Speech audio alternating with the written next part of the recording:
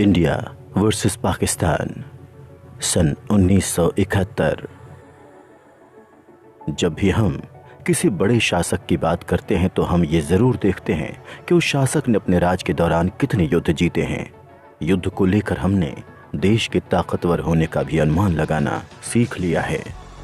आज दुनिया में जितने भी देश हैं उनमें से लगभग हर देश ने कभी न कभी किसी न किसी युद्ध में हिस्सा लिया है और लगभग हर देश ने इतिहास में कोई ना कोई जंग हारी भी है, चाहे वो अमेरिका हो या चीन या फिर भारत। हर देश ने अपने इतिहास में किसी न किसी जंग को हारा है और कोई ना कोई जंग जीती भी है। अब जंग को करने के हर देश के अलग अलग कारण हो सकते हैं, जैसे हिटलर का पोलैंड पर हमला, उसके मन में यहूदियों के लिए छुपी नफरत और अपने आप को दुनिया का सबसे ताकतवर इंसान बताने के इरादे से किया गया था। तो वहीं जापान ने चीन पर हमला अपने देश की भूमि का विस्तार करने के लिए किया था। लेकिन भारत के संबंध में बात कुछ अलग है। अगर हम भारतवर्ष के संपूर्ण इतिहास को गौर से देखें तो एक बात तो साफ है कि भारत के शासकों ने कभी भी किसी दूसरे देश पर हमला नहीं किया।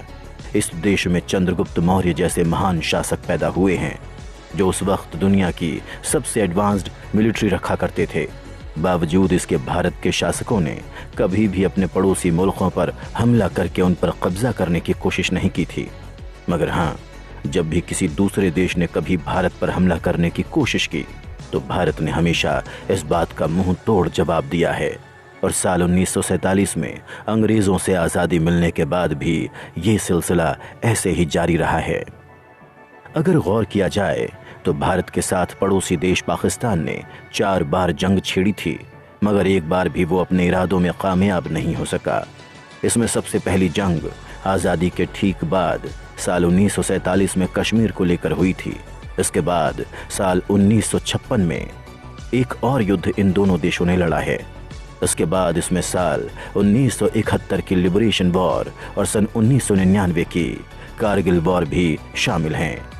मगर भारत और पाकिस्तान के बीच हुए इन युद्धों में आज भी सबसे विशेष सन 1971 की जंग मानी जाती है। इस युद्ध में जहां एक तरफ पाकिस्तान के साथ अमेरिका जैसे ताकतवर देश खड़े थे तो वहीं भारत के साथ रूस जैसा मित्र देश खड़ा था और इस युद्ध ने दुनिया भर में भारत की छवि को पूरी तरह से बदल दिया था।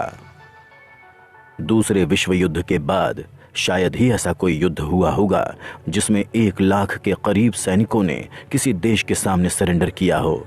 और आज भी साल 1971 की जंग भारत के लिए एक विशेष जंग है, क्योंकि इसके बाद पूरे एशिया में भारत का दबदबा और बढ़ गया था। साथ ही भारत का दूसरा पड़ोसी देश चीन भी उसके प्रति काफी नरम व्यवहार अपनाने लगा था। मगर जानने वाली बात यह है कि आखिरकार ये युद्ध क्यों हुआ और इस युद्ध के नतीजे क्या हुए थे और कैसे एक सीमित बजट के बावजूद भी भारत ने पाकिस्तान के साथ साथ अमेरिका, ब्रिटेन जैसी महाशक्तियों को भी अपने सामने घुटने टेकने पर मजबूर कर दिया।